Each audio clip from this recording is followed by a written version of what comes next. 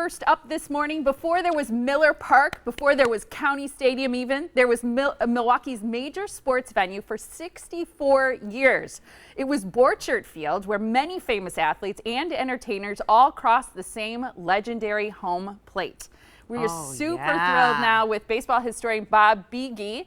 His new book will be available soon. It is called Borchert Field, Milwaukee's Field of Dreams. You're going to take us straight to the ballpark, but in history. I love it. Yeah. Well, we're in the season for it. Yeah, so. yeah. It's actually available now. Is It that is right? available, yes. Okay.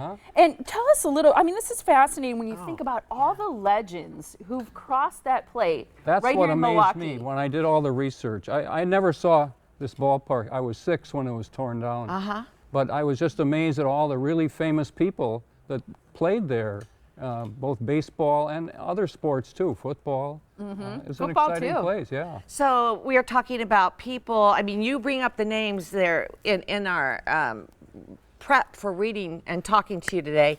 Ty Cobb, Satchel Paige, just, it's amazing. The list Almost everybody who was anybody played there. So Babe Ruth and up until the start of the 50s, and then it was torn down. What about Joe DiMaggio? Joe DiMaggio was there, yep. Joltin' Joe. How about that? Jackie Robinson was there, Wow.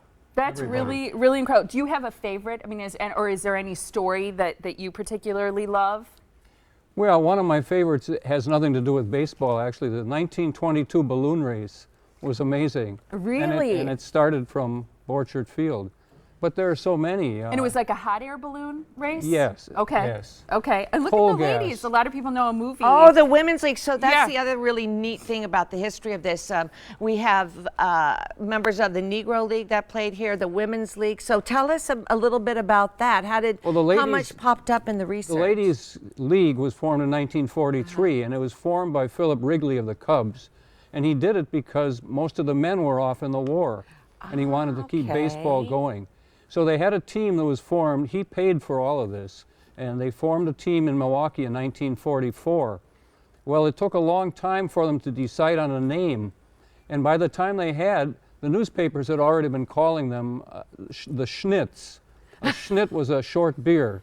So little beer, little brewer. Yeah. So they were the Little Brewers. That's pretty cute. By the time they actually came up with a name, which by the way was Chicks, it's hard to imagine that happening today. Oh, yeah. Yeah. The people just were already calling them the Schnitz. But they had a very good team, and they won the championship in their only season here. Well, a lot of people are familiar with the movie A League of Their Own with Tom Hanks and Rosie O'Donnell. And Madonna. Was on that. Yeah, that was a great movie. Yeah. So you have to picture those people playing ball about a 20-minute walk from here. Yes. And they won the championship in '44. It really is taking a picture of the past. And Oh, yeah. so give us a picture. Give us what you've come up with. I mean, what can you place us in that field and what it was like? First of all, it was located where Interstate 43 is now. Okay. And on the north boundary was Burleigh, and on the south was Chambers. Okay. And it was a neighborhood park. There are pictures in the book that show you just how much of a neighborhood park it was. It went right up to the sidewalk. There was no parking, of course. It was built in 1888.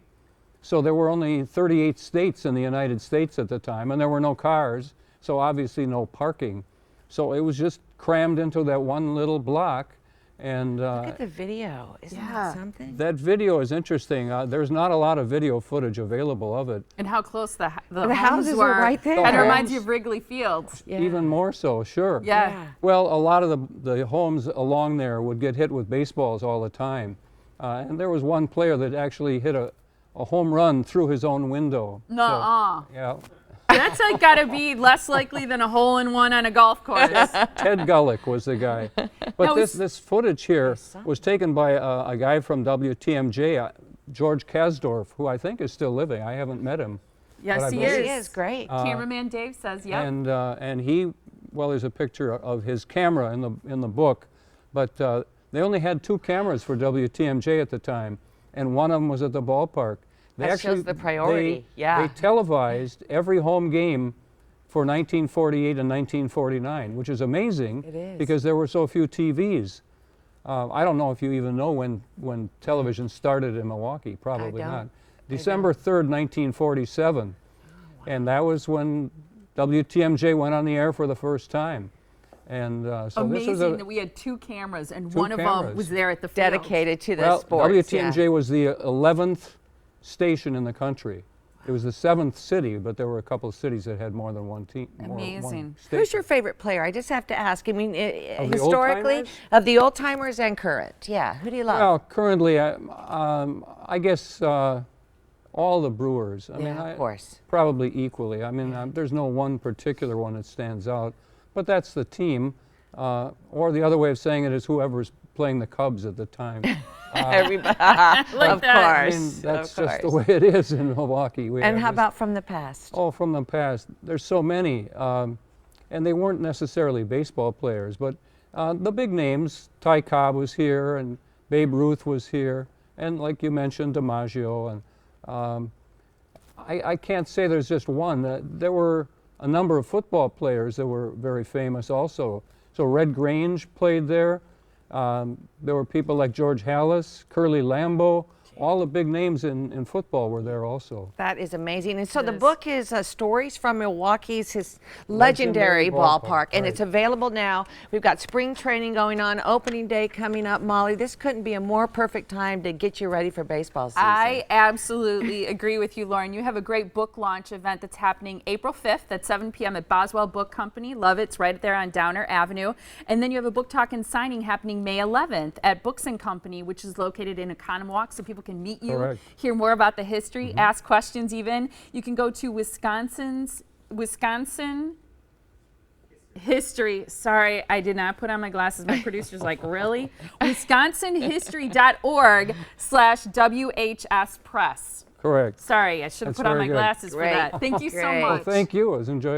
I always enjoy talking about this ballpark. It's just Yeah. an amazing place. It Such is. a pleasure to meet you. Thanks for Nice writing meeting the you. book and capturing all that history. It was great. My pleasure. Thank you so much. And we have a